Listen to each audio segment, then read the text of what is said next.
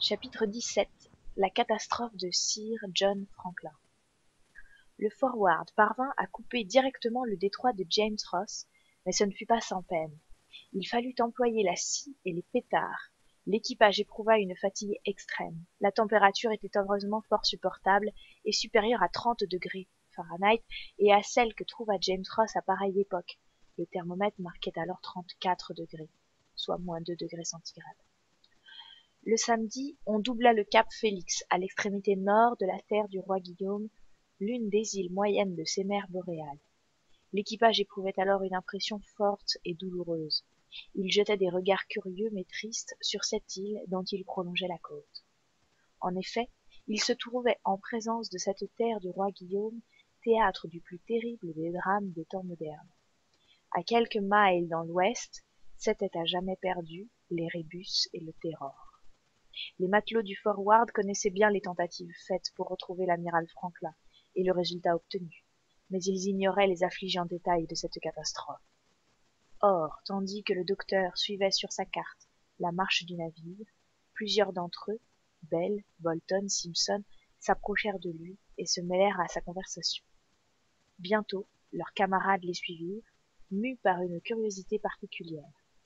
Pendant ce temps, le brick filait avec une vitesse extrême, et les baies, les caps, les pointes de la côte passaient devant le regard comme un panorama gigantesque. Hatteras arpentait la dunette d'un pas rapide. Le docteur, établi sur le pont, se vit entouré de la plupart des hommes de l'équipage.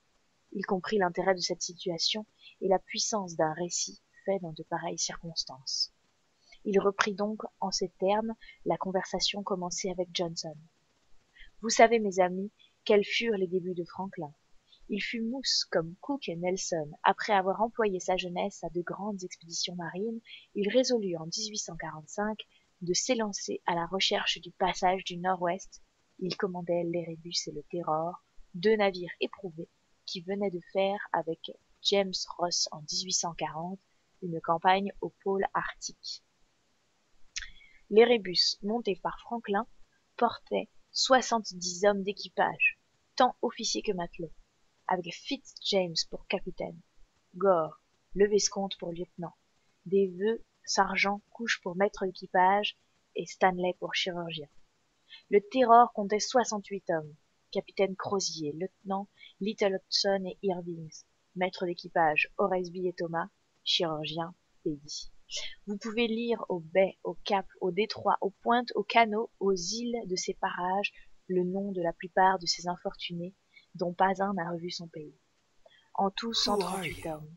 Nous savons que les dernières lettres de Franklin sont adressées de l'île d'Isco et datées du 12 juillet 1845. J'espère, disait-il, appareiller cette nuit pour le détroit de Lancastre. Que s'est-il passé depuis son départ de la baie de Disco? Les capitaines des baleiniers, le Prince de Galles et l'Entreprise, aperçurent une dernière fois les deux navires dans la baie de Melville, et, depuis ce jour, on n'entendit plus parler d'eux. Cependant, nous pouvons suivre Franklin dans sa marche vers l'ouest.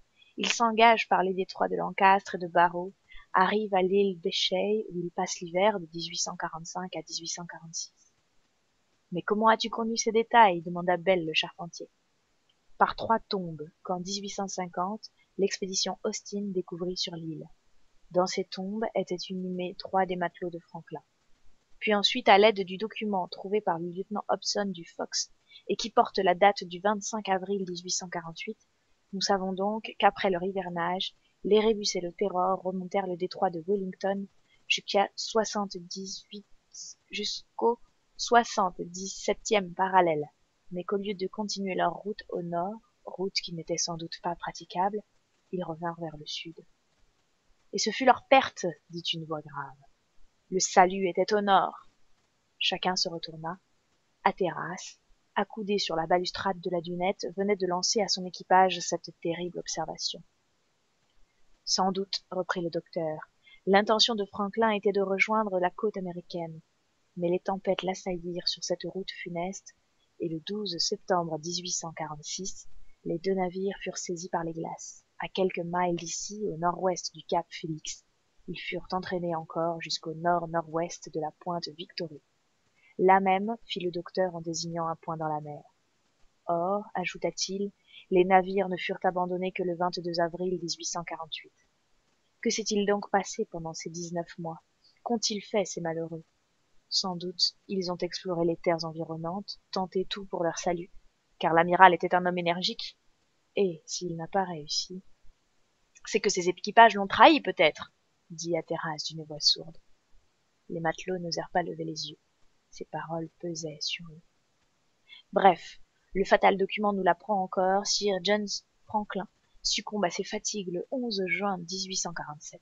Honneur à sa mémoire, dit le docteur en se découvrant. Ses auditeurs l'imitèrent en silence. Que devinrent ces malheureux privés de leur chef pendant 10 mois?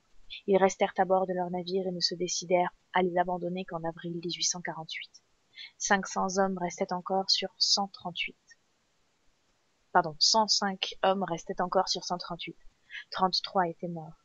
Alors les capitaines Crozier et Fitzjames élevèrent un cairn à la pointe Victory, et ils y déposèrent leurs derniers documents.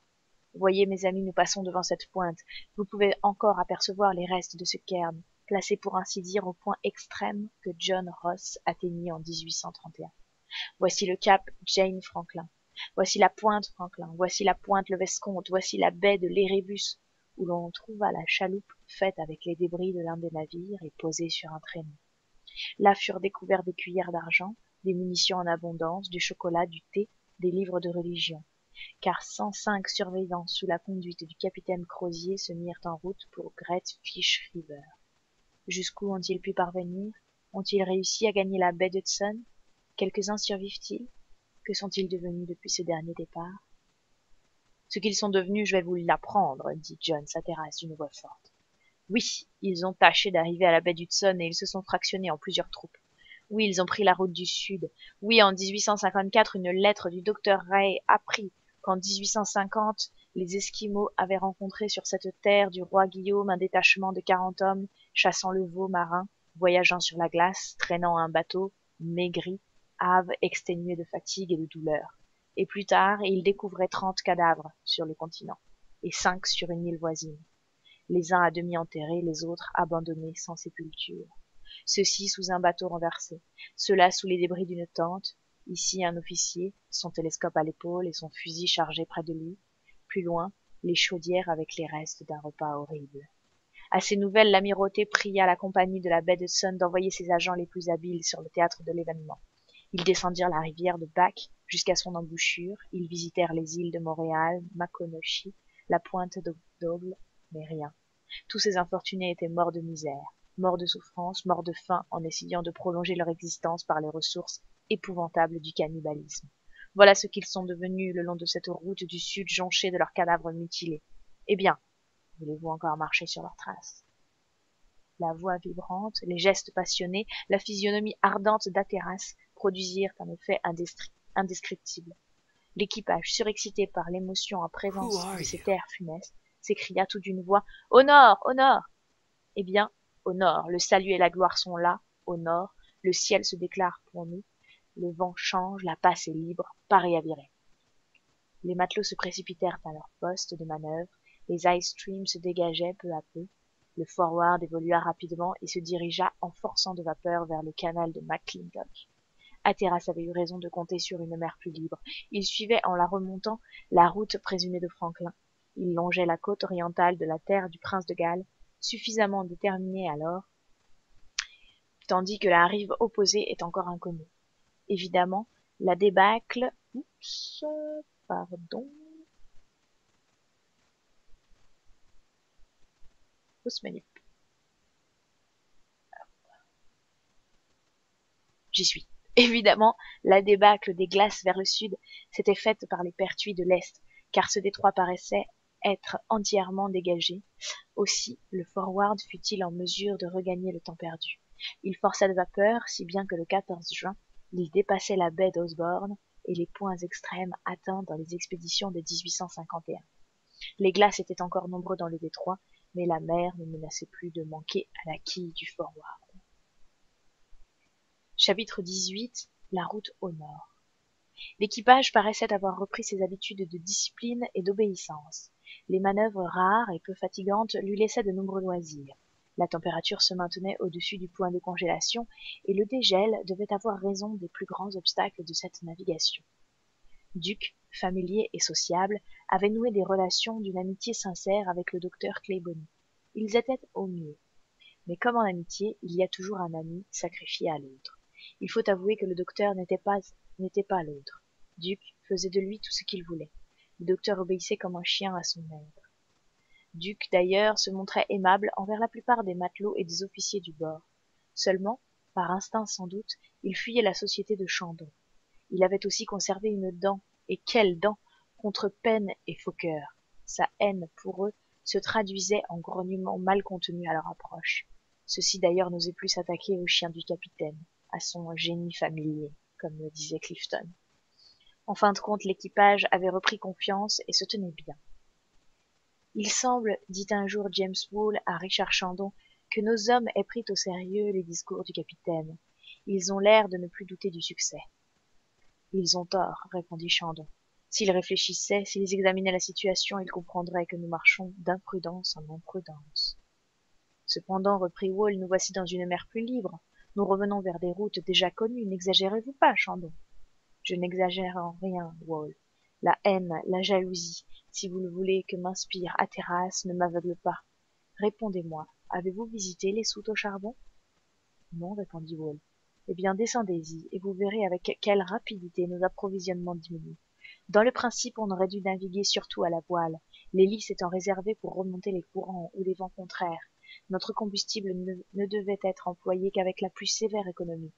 Car qui peut dire en quel endroit de ces mers et pour combien d'années nous pouvons être retenus? Mais Hatteras, poussé par cette frénésie d'aller en avant, de remonter jusqu'à ce pôle inaccessible, ne se préoccupe plus d'un pareil détail. Que le vent soit contraire ou non, il marche à toute vapeur, et pour peu que cela continue, nous risquons d'être fort embarrassés, sinon perdus. Dites-vous vrai, Chandon? Cela est grave alors. Oui, Wall, grave. Non seulement pour la machine, qui, faute de combustible, ne nous serait d'aucune utilité dans une circonstance critique, mais grave aussi au point de vue d'un hivernage, auquel il faudra tôt ou tard arriver. Or, il faut un peu songer au froid dans un pays où le mercure gèle fréquemment le thermomètre. Mais si je ne me trompe pas, Chandon, le capitaine compte renouveler son approvisionnement à l'île de Béchey. Il doit y trouver du charbon en grande quantité. Va-t-on où l'on veut dans ces mers, Wall? Peut-on compter trouver tel un détroit libre de glace? Et s'il manque l'île Béchey, et s'il ne peut y parvenir, que deviendrons-nous? Vous avez raison, Chandon. Hatteras me paraît imprudent. Mais pourquoi ne lui faites-vous pas quelque observation à ce sujet? Non, Wall, répondit Chandon avec une amertume mal déguisée. J'ai résolu de me taire. Je n'ai plus la responsabilité du navire, j'attendrai les événements. Qu'on me commande, j'obéis, et je ne donne pas mon opinion.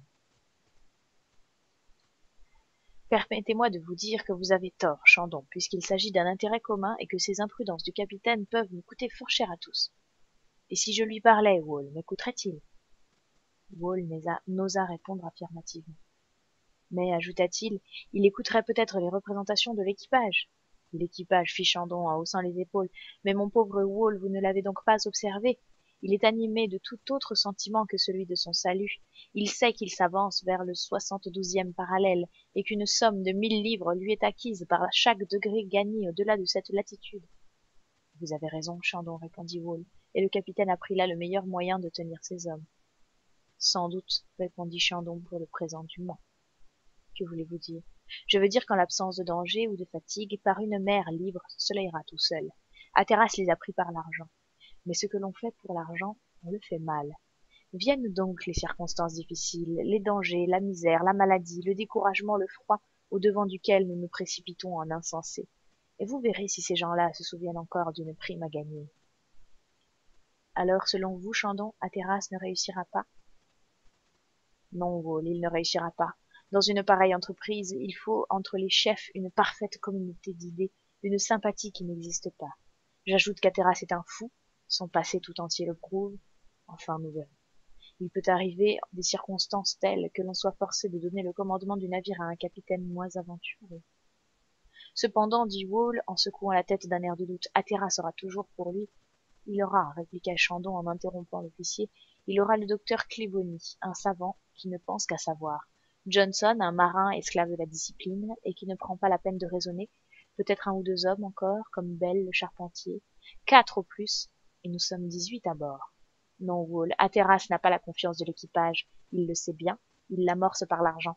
Il a profité habilement de la catastrophe de Franklin pour opérer un revirement dans ses esprits mobiles, mais cela ne durera pas, vous dis-je, et s'il ne parvient pas à atterrir à l'île de Bechet, il est perdu.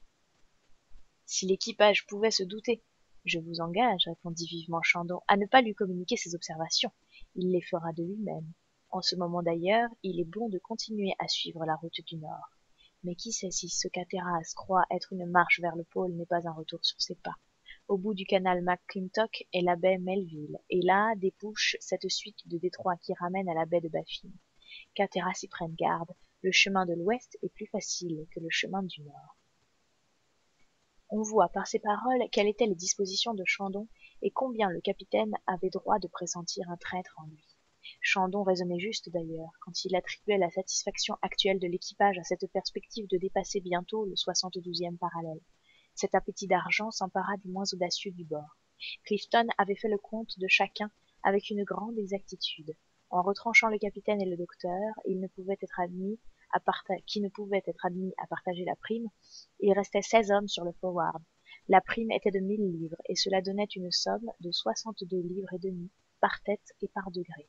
Si jamais on parvenait au pôle, les 18 degrés à franchir réservaient à chacun une somme de 1125 livres, c'est-à-dire une fortune. Cette fantaisie-là coûterait 18 000 livres au capitaine, mais il était assez riche pour se payer pareille promenade au pôle. Ces calculs enflammèrent singulièrement l'avidité de l'équipage, comme on peut le croire, et plus d'un aspirait à dépasser cette latitude dorée qui, 15 jours auparavant, se réjouissait de descendre dans le sud. Le Forward, dans la journée du 16 juin, rangea le cap d'Haworth. Le mont Rallington dressait ses pics blancs vers le ciel. La neige et la brume le faisaient paraître colossal en exagérant sa distance. La température se maintenait à quelques degrés au-dessus de la glace.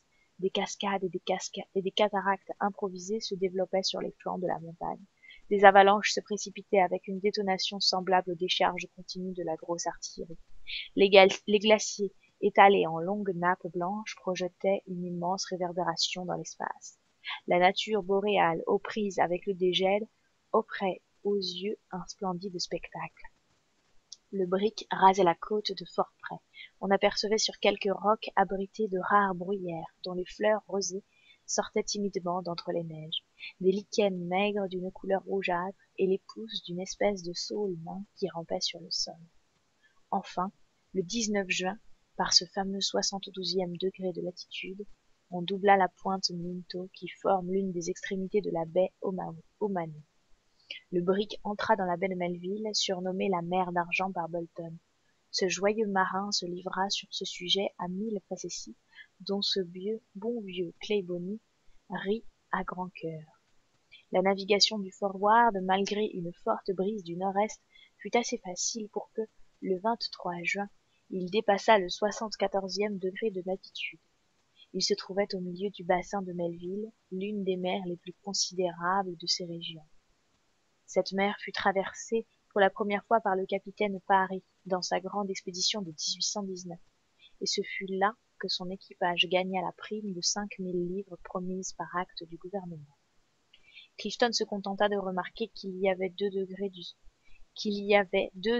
72e au 74e parallèle. Cela faisait déjà 125 livres à son crédit, mais on lui fit observer que la fortune de ces parages était peu de chose, qu'on ne pouvait se dire riche qu'à la condition de boire sa richesse. Il semblait donc convenable d'attendre le moment où l'on roulerait sur la table d'une taverne de Liverpool pour se réjouir et se frotter les mains. Chapitre 19. Une baleine en vue. Le bassin de Melville, quoique aisément navigable, n'était pas dépourvu de glace. On apercevait d'immenses icefields prolongés jusqu'aux limites de l'horizon. Çà et là apparaissaient quelques icebergs, mais immobiles et comme ancrés au milieu des champs glacés. Le Forward suivait à toute vapeur de larges passes dont les évolutions devenaient faciles.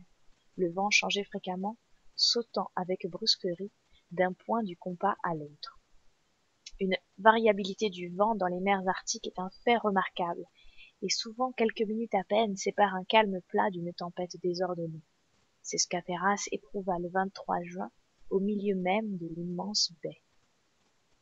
Les vents les plus constants soufflent généralement de la banquise à la mer libre et sont très froids. Ce jour-là, le thermomètre descendit de quelques degrés. Le vent sauta le sud et d'immenses rafales, passant au-dessus des champs de glace, vinrent se débarrasser de leur humidité sous forme d'une neige épaisse. Hatteras fit immédiatement carguer les voiles dont il aidait l'hélice, mais pas si vite cependant que son petit perroquet ne fût emporté en un clin d'œil. Hatteras commanda ses manœuvres avec le plus grand sang-froid et ne quitta pas le pont pendant la tempête. Il fut obligé de fuir devant le temps et de remonter dans l'ouest. Le vent soulevait les vagues énormes au milieu desquelles se balançaient des glaçons de toutes formes, arrachés aux icefields environnants. Le brick était secoué comme un jouet d'enfant, et les débris des packs se précipitaient sur sa côte. Par moments, il s'élevait perpendiculairement au sommet d'une montagne liquide. Sa proue d'acier, ramassant la lumière diffuse, étincelait comme une barre de métal en fusion, puis il descendait dans un abîme, donnant de la tête au milieu des tourbillons de sa fumée, tandis que son hélice, hors de l'eau, tournait à vide avec un bruit sinistre et frappait l'air de ses branches émergées. La pluie mêlée à la neige tombait à torrents. Le docteur ne pouvait manquer une occasion pareille de se faire tremper jusqu'aux os. Il demeura sur le pont, en proie à toute cette émouvante admiration qu'un savant sait extraire d'un tel spectacle. Son plus proche voisin n'aurait pu entendre sa voix. Il se taisait donc et regardait, mais en regardant il fut témoin d'un phénomène bizarre et particulier aux régions hyperboréennes. La tempête était circonscrite dans un espace restreint et ne s'étendait pas à plus de 3 ou 4 miles. En effet, le vent qui passe sur les champs de glace perd beaucoup de sa force et ne peut porter loin ses violences désastreuses. Le docteur apercevait, de temps à autre, par quelque embellie, un ciel serein et une mer tranquille au-delà des icefields. Il suffisait donc au Forward de se diriger à travers les passes pour retrouver une navigation paisible. Seulement, il courait le risque d'être jeté sur ces bancs mobiles qui obéissaient au mouvement de la houle. Cependant, Hatteras parvint au bout de quelques heures à conduire son navire en mer calme, tandis que la violence de l'ouragan faisait rage à l'horizon, venait d'expirer à quelques encablures du Forward. Le bassin de Melville ne présentait plus alors le même aspect. Sous l'influence des vagues et des vents, un grand nombre de montagnes, détachées des côtes, dérivaient vers le nord, se croisant et se heurtant dans toutes les directions. On pouvait en compter plusieurs centaines, mais la baie est fort large et le brick les évita facilement. Le spectacle était magnifique de ces masses flottantes qui, douées de vitesses inégales, semblaient lutter entre elles sur ce vaste champ de course. Le docteur en était à l'enthousiasme, quand Simpson, le harponneur, s'approcha de lui et lui fit remarquer les teintes changeantes de la mer. Ces teintes variaient du bleu intense jusqu'au vert olive. De longues bandes s'allongeaient du nord au sud avec des arêtes si vivement tranchées que l'on pouvait suivre jusqu'à perte de vue leur ligne de démarcation. Parfois aussi, des nappes transparentes prolongeaient d'autres nappes entièrement opaques. Eh bien, monsieur Claybonny, que pensez-vous de cette particularité dit Simpson. Je pense, mon ami, répondit le docteur, ce que pensait le baleinier Scoresby sur la nature de ces eaux diversement colorées, que les eaux bleues sont dépourvues de ces milliards d'animalcules et de méduses dont sont chargées les eaux vertes. Il a fait diverses expériences à ce sujet, et je l'en crois volontiers. Oh, monsieur, il y a un autre enseignement à tirer de la coloration de la mer. Vraiment? Oui, monsieur Claybonny, et foi de harponneur, si le Forward était seulement un baleinier, je crois que nous aurions beau jeu. Cependant, répondit le docteur, je n'aperçois pas la moindre baleine. Bon, nous ne tarderons pas à en voir, je vous le promets. C'est une fameuse chance pour un pêcheur de rencontrer ces bandes vertes sous cette latitude. Et pourquoi demanda le docteur, que ces remarques faites par les gens du métier intéressaient vivement. Parce que c'est dans ces eaux vertes, répondit Simpson, que l'on pêche les baleines en plus grande quantité. Et la raison, Simpson, c'est qu'elles y trouvent une nourriture plus abondante. Êtes-vous certain de ce fait? Oh, je l'ai expérimenté 100 fois, monsieur Claybonny, dans la mer de Baffin. Je ne vois pas pourquoi il n'en serait pas de même dans la baie de Melville. Vous devez avoir raison, Simpson. Et tenez, répondit celui-ci en se penchant au-dessus du bastingage. Regardez, monsieur Claybonny. Tiens, répondit le docteur, on dirait le sillage d'un navire. Eh bien, répondit Simpson, c'est une substance graisseuse que la baleine laisse après elle. Croyez-moi, l'animal qui l'a produite ne doit pas être loin. En effet, l'atmosphère était imprégnée d'une forte odeur de frichant. Le docteur se prit donc à considérer attentivement la surface de la mer, et la prédiction du harponneur ne tarda pas à se vérifier. La voix de Fokker se fit entendre du haut du mât. « Une baleine !» cria-t-il. « Sous le vent, à nous !» Tous les regards se portèrent dans la direction indiquée. Une trombe peu élevée qui jaillissait de la mer fut aperçue à 1 mille du brick. « La voilà !» s'écria Simpson, que son expérience ne pouvait tromper. « Elle a disparu, » répondit le docteur. « On saurait bien la retrouver, si cela était nécessaire, » dit Simpson avec un accent de regret. Mais à son grand étonnement, et bien que personne n'eût osé le demander, Hatteras donna l'ordre d'armer la baleinière. Il n'était pas fâché de procurer cette distraction à son équipage, et même de recueillir quelques barils d'huile. Cette permission de chasse fut donc accueillie avec satisfaction. 4 matelots prirent place dans la baleinière, et Johnson à l'arrière fut chargé de la diriger. Simpson se tint à l'avant, le harpon à la main. On ne put empêcher le docteur de se joindre à l'expédition. La mer était assez calme. La baleinière déborda rapidement, et 10 minutes après, elle se trouvait à 1 mille du brick. La baleine, munie d'une nouvelle provision d'air, avait plongé de nouveau. Mais elle revint bientôt à la surface et lança à une quinzaine de pieds ce mélange de vapeur et de muquosité qui s'échappe de ses évents. Là, fit Simpson en indiquant un point à 800 yards de la chaloupe. Celle-ci se dirigea rapidement vers l'animal, et le brick, l'ayant aperçu de son côté, se rapprocha en se tenant sous petite vapeur. L'énorme cétacé paraissait et reparaissait au gré des vagues, montrant son dos noirâtre, semblable à un écueil échoué en pleine mer. Une baleine ne nage pas vite lorsqu'elle n'est pas poursuivie, et celle-ci se laissait bercer indolemment. La chaloupe s'approchait silencieusement en suivant ces eaux vertes dont l'opacité empêchait l'animal de voir son ennemi. C'est un spectacle toujours émouvant que celui d'une barque fragile s'attaquant à ces monstres. Celui-ci pouvait mesurer 130 pieds environ, et il n'est pas rare de rencontrer entre le 72e et le 80e degré des baleines dont la taille dépasse 180 pieds. D'anciens écrivains ont même parlé d'animaux longs de plus de 700 pieds, mais il faut les ranger dans les espèces dites d'imagination. Bientôt la chaloupe se trouva près de la baleine.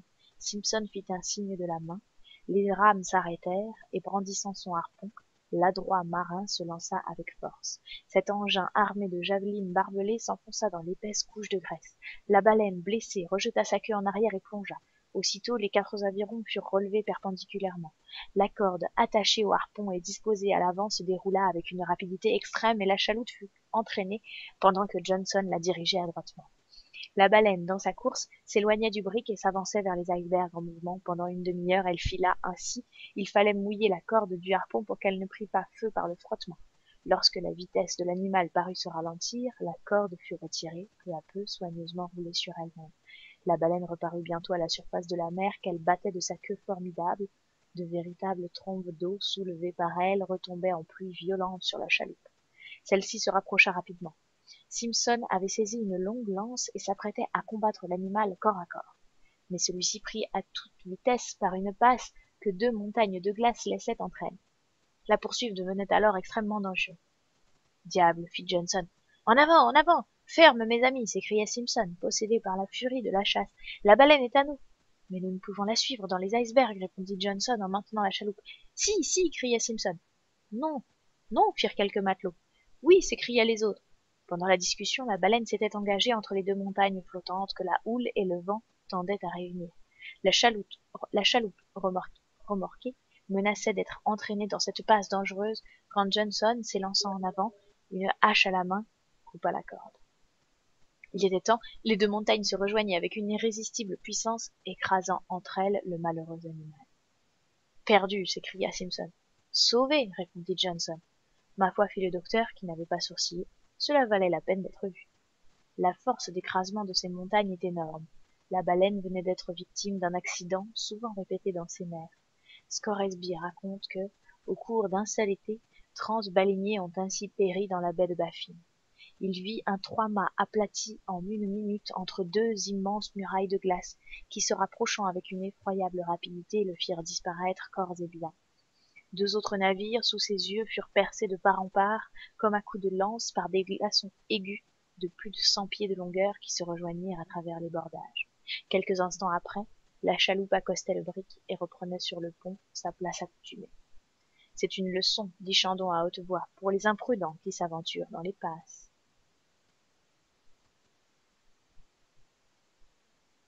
Le chapitre 20, l'île Beechey. Le 25 juin, le Forward arrivait en vue du cap d'Unda, à l'extrémité nord-ouest de la terre du prince de Galles. Là, les difficultés s'accrurent au milieu des glaces plus nombreuses. La mer se rétrécit en cet endroit, et la ligne des îles Crozier, Young, Day, Lauter, Garrett, rangées comme des forts au devant d'une rade, oblige les ice streams à s'accumuler dans le détroit, ce que le brick, en toute autre circonstance, eût fait en une tournée, lui prit du 25 au 30 juin.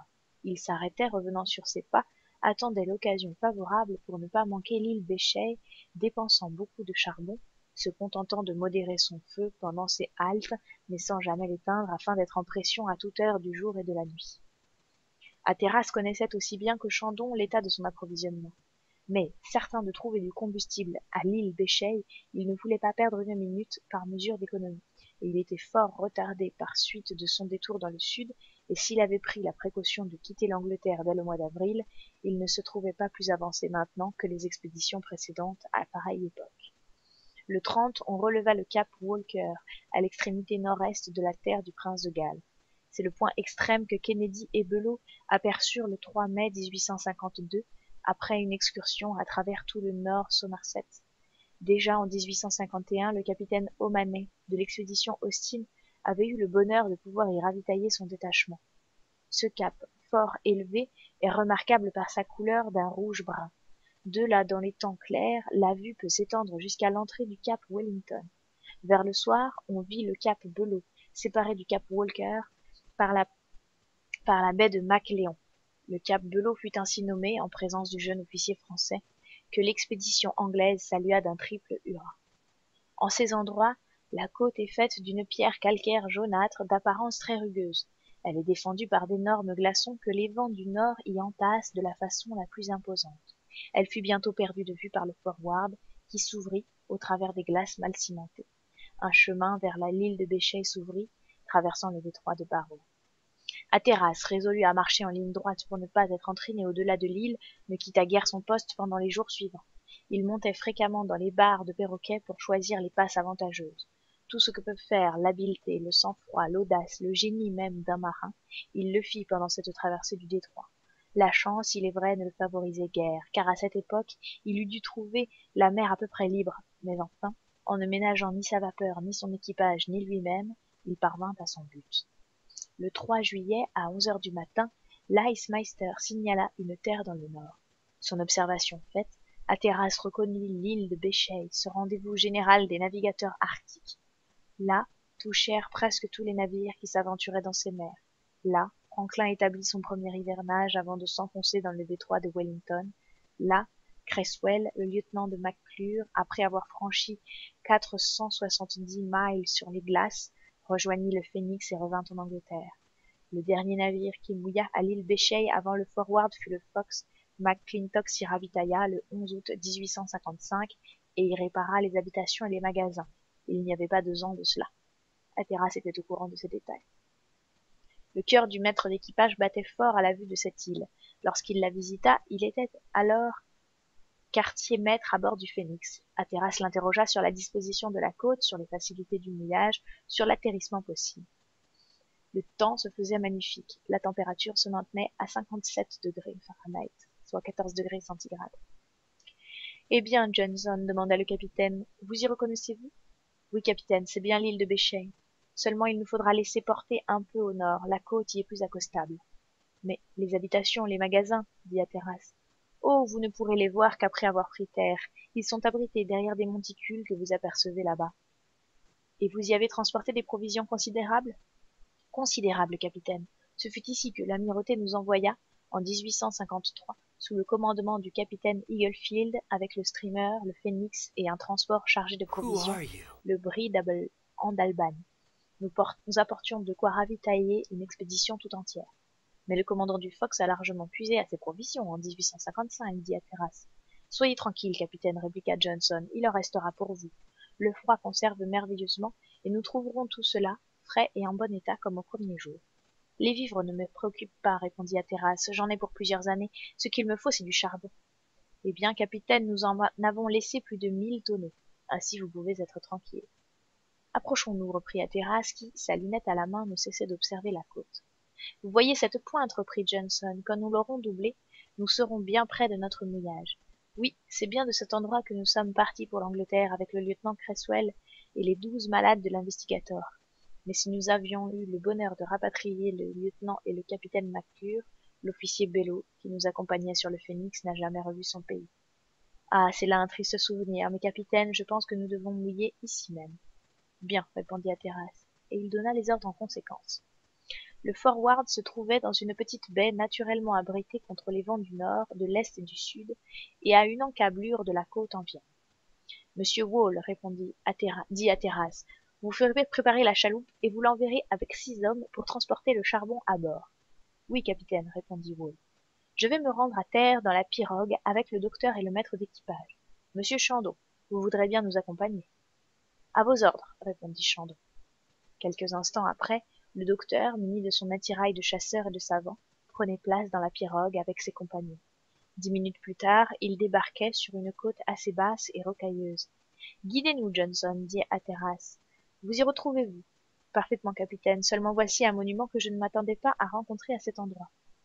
Cela, s'écria le docteur, je sais ce que c'est.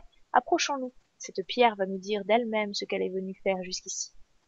4 hommes s'avancèrent, et le docteur dit en se découvrant. Ceci, mes amis, est un monument élevé à la mémoire de Franklin et de ses compagnons. En effet, Lady Franklin, ayant remis en 1855 une table de marbre noir au docteur Kane, en confia une seconde en 1858 à McClintock pour être déposée à l'île Béchet.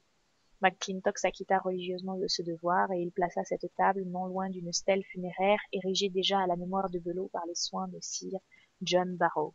Cette table portait l'inscription suivante: à la mémoire de Franklin, Crozier, Fitzjames et de tous leurs vaillants frères, officiers et fidèles compagnons qui ont souffert et péri pour la cause de la science et pour la gloire de leur patrie. Cette pierre est érigée près du lieu où ils ont passé leur premier hiver arctique et d'où ils sont partis pour triompher des obstacles ou pour mourir. Elle consacre le souvenir de leurs compatriotes et amis qui les admirent et de l'angoisse maîtrisée par la foi de celle qui a perdu dans le chef de cette expédition le plus dévoué et le plus affectionné des époux. C'est ainsi qu'il les conduisit au port suprême où tous reposent. 1855. Cette pierre, sur une côte perdue de ces régions lointaines, parlait douloureusement au cœur. Le docteur, en présence de ces regrets touchants, sentit les larmes venir à ses yeux. À la place même où Franklin et ses compagnons passèrent, pleins d'énergie et d'espoir, il ne restait plus qu'un morceau de marbre pour des souvenirs, et malgré ce sombre avertissement de la destinée, le Forward allait s'élancer sur la route de l'Erebus et du Terror. Hatteras s'arracha le premier à cette pénible contemplation et gravit rapidement un monticule assez élevé et presque entièrement dépourvu de neige. Capitaine, lui dit Johnson en le suivant, de là nous apercevrons les magasins. Chandon et le docteur les rejoignirent au moment où ils atteignaient le sommet de la colline. Mais, de là, leurs regards se perdirent sur de vastes plaines qui n'offraient aucun vestige d'habitation. Voilà qui est singulier, dit le maître d'équipage. Eh bien, et ces magasins, dit vivement Hatteras. Je ne sais, je ne vois, balbutia Johnson. Vous vous serez trompé de route, dit le docteur. Il me semble pourtant, reprit Johnson en réfléchissant, qu'à cet endroit même. Enfin, dit impatiemment Hatteras, où devons-nous aller? Descendons, dit le maître d'équipage, car il est possible que je me trompe. Depuis 7 ans, je puis avoir perdu la mémoire de ces localités. Surtout, répondit le docteur, quand le pays est d'une uniformité si monotone. Cependant, murmura Johnson. Chandon n'avait pas fait une observation. Au bout de quelques minutes de marche, Johnson s'arrêta. Mais non, s'écria-t-il, non, je ne me trompe pas. Eh bien, dit Hatteras en regardant autour de lui. Qui vous fait parler ainsi, Johnson demanda le docteur. Voyez-vous ce renflement de sol dit le maître d'équipage en indiquant sous ses pieds une sorte d'extumescence dans laquelle 3 saillies se distinguaient parfaitement. Qu'en concluez-vous demanda le docteur. Ce sont là, répondit Johnson, les 3 tombes des marins de Franklin, j'en suis sûr, je ne me suis pas trompé. Et à 100 pas de nous devraient se trouver les habitations. Si elles n'y sont pas, c'est que... Il n'osa pas achever sa pensée. Hatteras s'était précipité en avant, et un violent mouvement de désespoir s'empara de lui. Là avaient dû s'élever en effet ces magasins tant désirés et ces approvisionnements de toutes sortes sur lesquels il comptait. Mais la ruine, le pillage, le bouleversement, la destruction avaient passé là où des mains civilisées créèrent d'immenses ressources pour les navigateurs épuisés. Qui s'était livré à ces déprédations? Les animaux de ces contrées, les loups, les renards, les ours? Non, car ils n'eussent détruit que les vivres, et il ne restait pas un lambeau de tente, pas une pièce de bois, pas un morceau de fer, pas une parcelle d'un métal quelconque, et circonstance plus terrible pour les gens du Forward, pas un fragment de combustible. Évidemment, les Esquimaux, qui ont été souvent en relation avec des navires européens, ont fini par apprendre la valeur de ces objets dont ils sont complètement dépourvus. Depuis le passage du Fox, ils étaient venus et revenus à ce lieu d'abondance, prenant et pillant sans cesse avec l'intention bien raisonnée de ne laisser aucune trace de ce qui avait été. Et maintenant, un long rideau de neige à demi fondeux recouvrait le sol. Athéra s'était confondu. Le docteur regardait et secouant la tête. Chandon se taisait toujours, et un observateur attentif eût surpris un méchant sourire sur ses lèvres. En ce moment, les hommes envoyés par le lieutenant Wall arrivèrent. Ils comprirent tout. Chandon s'avança vers le capitaine et lui dit « Monsieur Hatteras, il me semble inutile de se désespérer. Nous sommes heureusement à l'entrée du détroit de Barrow. Il nous ramènera à la mer de Baffin. » Monsieur Chandon, répondit Hatteras, nous sommes heureusement à l'entrée du détroit de Wellington et il nous conduira au nord. Et comment naviguerons-nous, capitaine? À la voile, monsieur. Nous avons encore pour 2 mois de combustible, et c'est plus qu'il ne nous faut pendant notre prochain hivernage. Vous me permettrez de vous dire, reprit Chandon. Je ne vous permettrai de me suivre à mon bord, monsieur, répondit Hatteras. En tournant le dos à son second, il revint vers le brick et s'enferma dans sa cabine. Pendant 2 jours, le vent fut contraire. Le capitaine ne reparut pas sur le pont. Le docteur mit à profit ce séjour forcé en parcourant l'île Béchet. Il recueillit les quelques plantes qu'une température relativement élevée laissait croître çà et là sur les rocs dépourvus de neige, quelques bruyères, des lichens peu variés, une espèce de renoncule jaune, une sorte de plante semblable à l'oseille, avec des feuilles larges et quelques lignes au plus, et des saxifrages assez vigoureux. La faune de cette contrée était supérieure à cette flore si restreinte.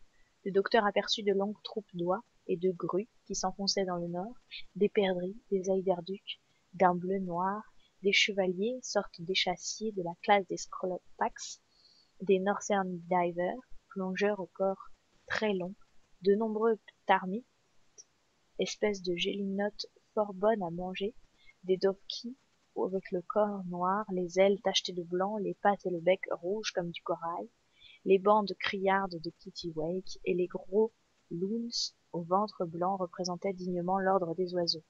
Le docteur fut assez heureux pour tuer quelques lièvres gris qui n'avaient pas encore revêtu leur blanche fourrure d'hiver, et un renard bleu de Duc força avec un remarquable talent. Quelques ours, habitués évidemment à redouter la présence de l'homme, ne se laissèrent pas approcher, et les phoques étaient extrêmement fuyards, par la même raison sans doute que leurs ennemis les ours. La baie regorgeait d'une sorte de butin fort agréable à déguster. La classe des animaux articulés, ordre des diptères, famille des culicides, division mnémocères, fut représentée par un simple moustique, un seul, dont le docteur eut la joie de s'emparer après avoir subi ses morsures. En qualité de conchiliologue, il fut néanmoins favorisé et il dut se borner à recueillir une sorte de moule et quelques coquilles bivalves. Chapitre 21. La mort de Belay. La température, pendant les journées du 3 et du 4 juillet, se maintint à 57 degrés, soit plus 14 degrés centigrades. Ce fut le plus haut point thermométrique observé pendant cette campagne.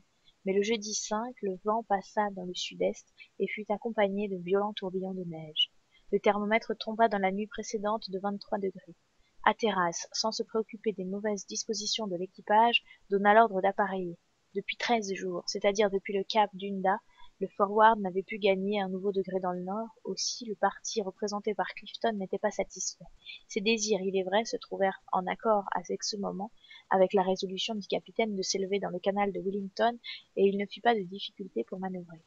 Le brick ne parvint pas sans peine à mettre à la voile, mais ayant établi dans la nuit sa misaine, ses huniers et ses perroquets, Hatteras s'avança hardiment au milieu des trains de glace que le courant entraînait vers le sud. L'équipage se fatigua beaucoup dans cette navigation sinueuse qui l'obligeait souvent à contrebrasser sa voilure. Le canal Wellington n'a pas une très grande largeur. Il est resserré entre la côte du Devon septentrional à l'est et l'île Cornwallis à l'ouest. Cette île passa longuement pour une presqu'île.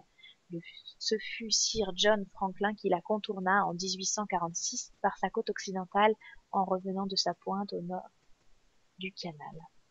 L'exploration du canal Wellington fut faite en 1851 par le capitaine Penny sur les baleiniers Lady Franklin et Sophie. L'un de ses lieutenants Stuart, parvenu au cap Beecher par 76° 20' de latitude, découvrit par la mer libre. La mer libre, voilà ce qu'espérait la terrasse. Ce que Stuart a trouvé, je le trouverai, dit-il au docteur. Et alors je pourrai naviguer à la voile vers le pôle. Mais, répondit le docteur, ne craignez-vous pas que votre équipage... Mon équipage, dit durement la terrasse, puis à voix basse. Pauvre Jean, murmura-t-il, au grand étonnement du docteur. C'était le premier sentiment de cette nature que celui-ci surprenait dans le cœur du capitaine. Mais non, reprit ce dernier avec énergie, il faut qu'ils me suivent, ils me suivront. Cependant, si le Forward n'avait pas à craindre la collision des ice streams encore espacés, il gagnait peu dans le nord, car les vents contraires l'obligèrent souvent à s'arrêter. Il dépassa péniblement les caps Spencer et Innis, et, le 10, le mardi, le 75e degré de latitude fut enfin franchi, à la grande joie de Clifton. Le Forward se trouvait à l'endroit même où les vaisseaux américains, le Rescue et l'Advance, commandés par le capitaine de Haven, coururent de si terribles dangers. Le docteur Kane faisait partie de cette expédition. Vers la fin de septembre 1850, ces navires, enveloppés dans une banquise, furent rejetés avec une puissance irrésistible dans le détroit de Lancastre. Ce fut Chandon qui raconta cette catastrophe à James Wall devant quelques-uns des hommes du brig. L'Advance et le Rescue, leur dit-il, furent tellement secoués, enlevés, ballottés par les glaces, qu'on dut renoncer à conserver du feu à bord, et cependant la température tomba jusqu'à 18° en dessous de zéro. Pendant l'hiver tout entier, les malheureux équipages furent retenus prisonniers dans la banquise, toujours préparés à l'abandon de leur navire, et pendant 3 semaines, ils n'ôtèrent même pas leurs habits.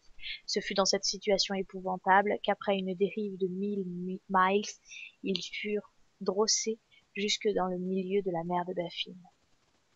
On peut juger de l'effet produit par ces récits sur le moral d'un équipage déjà mal disposé. Pendant cette conversation, Johnson s'entretenait avec le docteur d'un événement dont ces parages avaient été le théâtre. Le docteur, suivant sa demande, le prévint du moment précis auquel le brick se trouvait par 75° 30' de latitude. « C'est là, c'est bien là !» s'écria Johnson. « Voilà cette terre funeste !» Et, en parlant ainsi, les larmes venaient aux yeux du digne maître d'équipage. « Vous voulez parler de la mort du lieutenant Belot ?» lui dit le docteur.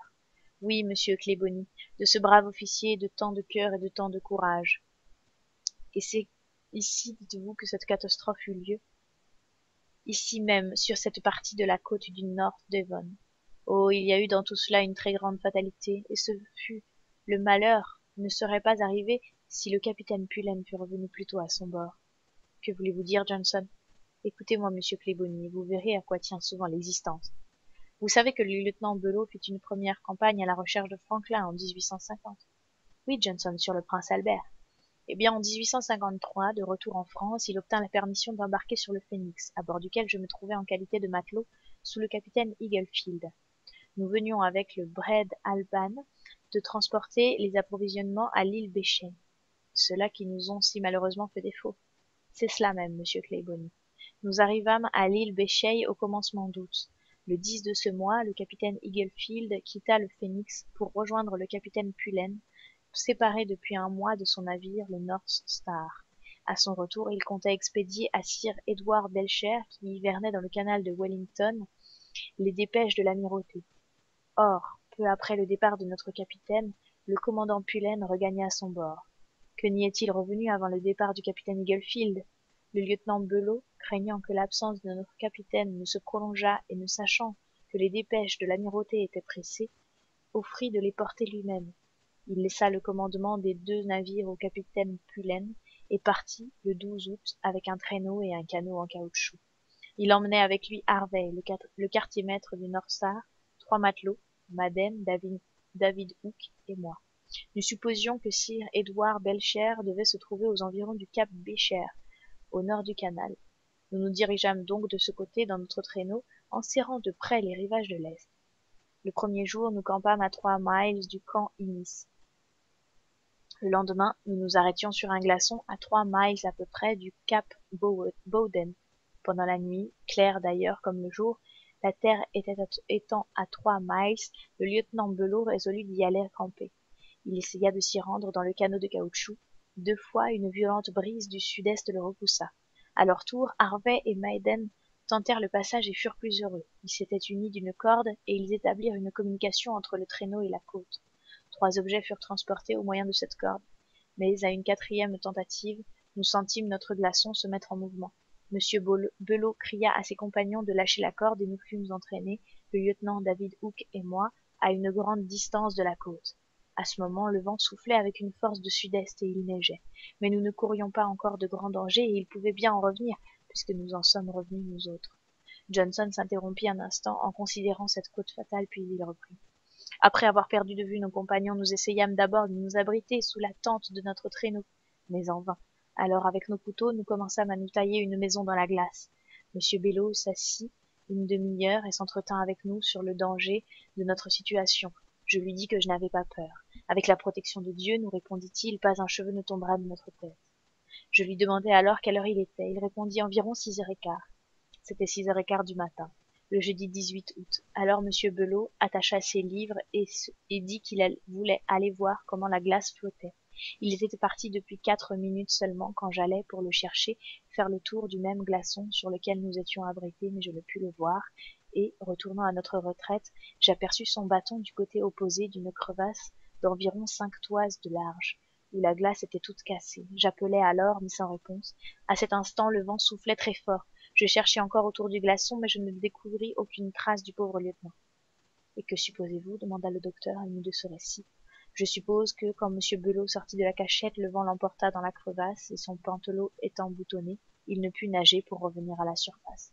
Oh, monsieur Cléboni, j'éprouvais là le plus grand chagrin de ma vie, je ne voulais pas le croire, ce brave officier victime de son dévouement, car sachez que c'est pour obéir aux instructions du capitaine Pullen qu'il a voulu rejoindre la terre avant cette débâcle. Brave jeune homme, aimé de tout le monde à bord, serviable, courageux, il a été pleuré de toute l'Angleterre, et il n'est pas jusqu'aux Esquimaux eux-mêmes, qui, apprenant du capitaine Eaglefield à son retour à la baie de Pound de la mort du bon lieutenant, ne s'écrièrent en pleurant comme je le fais ici, pauvre Belot, pauvre Belot. Mais votre compagnon et vous, Johnson, demanda le docteur attendri par cette narration touchante, comment parvîntes-vous à regagner la terre? Nous, monsieur, c'était peu de chose. Nous restâmes encore 24 heures sur le glaçon, sans aliments et sans feu, mais nous finîmes par rencontrer un champ de glace échoué sur un bas-fond. Nous y sautâmes et, à l'aide d'un aviron qui nous restait, nous accrochâmes à un glaçon capable de nous porter et d'être manœuvré comme un radeau. C'est ainsi que nous avons gagné le rivage, mais seuls et sans notre brave officier. À la fin de ce récit, le Forward avait dépassé cette côte funeste et Johnson perdit de vue le lieu de cette terrible catastrophe. Le lendemain, on laissait la baie de Griffin sur tribord et 2 jours après le cap Grinnell et Helpman. Enfin, le 14 juillet, on doubla la pointe d'Osborne et le 15, le brick mouilla dans la baie Baring à l'extrémité du canal. La navigation n'avait pas été très difficile. Hatteras rencontra une mer presque aussi libre que celle dont Belcher profita pour aller hiverner avec le Pionnier et l'Assistance jusqu'auprès du 77e degré. Ce fut de 1852 à 1853 pendant son premier hivernage, car l'année suivante il passa l'hiver de 1853 à 1854 à cette baie de Baring où le Forward mouillait en ce moment. Ce fut même à la suite de ces épreuves et des dangers plus effrayants qu'il dut abandonner son navire l'Assistance au milieu des glaces éternelles. Chandon se fit aussi le narrateur de cette catastrophe devant des matelots démoralisés. Hatteras connut-il ou non cette trahison de son premier officier? Il est impossible de le dire. En tout cas, il se tut à cet égard. À hauteur de la baie de Baring se trouve un étroit chenal qui faisait communiquer le canal Wellington avec le canal de la Reine. Là, les traits de glace se trouvèrent fort pressés. Hatteras fit de vains efforts pour franchir les passes du nord de l'île Hamilton. Le vent s'y opposait. Il fallait donc se glisser entre l'île d'Hamilton et l'île Cornwallis. On perdit là 5 jours précieux en efforts inutiles. La température tendait à s'abaisser et tomba même le 19 juillet à 26 degrés Fahrenheit, c'est-à-dire moins 4 degrés centigrades. Elle se releva le jour suivant, mais cette menace anticipée de l'hiver arctique devait engager Hatteras à ne pas attendre davantage. Le vent avait une tendance à se tenir dans l'ouest et s'opposait à la marche de son navire. Et cependant, il avait hâte de gagner le point où Stuart se trouva en présence d'une mer libre. Le 19, il résolut de s'avancer à tout prix dans le chenal. Le vent soufflait debout au brick, qui, avec son hélice, eût pu lutter contre ces violentes rafales chargées de neige. Mais Hatteras devait avant tout ménager son combustible. D'un autre côté, la passe était trop large pour permettre de haler sur le brick. Hatteras, sans tenir compte des fatigues de l'équipage, recourut à un moyen que les baleiniers emploient parfois dans des circonstances identiques. Il fit amener les embarcations à fleur d'eau, tout en les maintenant suspendues à leurs palans sur les flancs du navire. Ces embarcations étant solidement amarrées de l'avant et de l'arrière, les avirons furent armés sur tribord des unes et sur bâbord des autres. Les hommes, à tour de rôle, prirent place dans les bancs de rameurs et durent nager vigoureusement de manière à pousser le brick contre le vent. Le Forward s'avança lentement dans le chenal. On comprend ce que furent les fatigues provoquées par ce genre de travaux. Les murmures se firent entendre. Pendant 4 jours, on navigua de la sorte jusqu'au 23 juin, où l'on parvint à atteindre l'île Baring dans le canal de la Reine. Le vent restait contraire. L'équipage n'en pouvait plus. La santé des hommes parut fort ébranlée au docteur, et il crut voir chez quelques-uns les premiers symptômes du scorbut. Il ne négligea rien pour combattre ce mal terrible, ayant à sa disposition d'abondantes réserves de lime juice, de pastilles de chaux. Hatteras comprit bien qu'il ne fallait plus compter sur son équipage. La douceur, la persuasion fussent demeurées sans effet. Il résolut donc de lutter par la sévérité et de se montrer impitoyable à l'occasion. Il se défiait particulièrement de Richard Chandon et même de James Wall, qui cependant n'osait parler trop haut. Hatteras avait pour lui le docteur, Johnson, Bell, Simpson. Ces gens lui étaient dévoués corps et âme. Parmi les indécis, il notait Fokker et Bolton, Woolston, l'armurier, Brunton, le premier ingénieur, qui pouvait à un moment donné se tourner contre lui. Quant aux autres, Penn, Gripper, Clifton, Warren, ils méditaient ouvertement leur projet de révolte. Ils voulaient entraîner leurs camarades et forcer le Forward à revenir en Angleterre. Hatteras vit bien qu'il ne pourrait plus obtenir de cet équipage mal disposé et surtout épuisé de fatigue la continuation des manœuvres précédentes. Pendant 24 heures, il resta en vue de l'île de Baring sans faire un pas en avant. Cependant, la température s'abaissait et le mois de juillet, sous ces hautes latitudes, se ressentait déjà de l'influence du prochain hiver. Le 24, le thermomètre tomba à 22 degrés, moins 6 degrés centigrades. La Young Ice, la glace nouvelle, se reformait pendant la nuit et acquérait 6 à 8 lignes d'épaisseur. S'il neigeait par-dessus, elle pouvait devenir bientôt assez forte pour supporter le poids d'un homme. La mer prenait déjà cette teinte sale qui annonce la formation des premiers cristaux.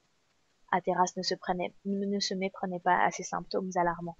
Si les passes venaient à se boucher, il serait forcé d'hiverner en cet endroit, loin du but de son voyage, et sans même avoir entrevu cette mer libre dont il devait être si rapproché, suivant les rapports de ses devanciers. Il résolut donc, coûte que coûte, de se porter en avant et de gagner quelques degrés dans le nord. Voyant qu'il ne pouvait employer ni les avirons avec un équipage à bout de force, ni les voiles avec un vent toujours contraire, il donna l'ordre d'allumer les fourneaux. La suite au prochain épisode.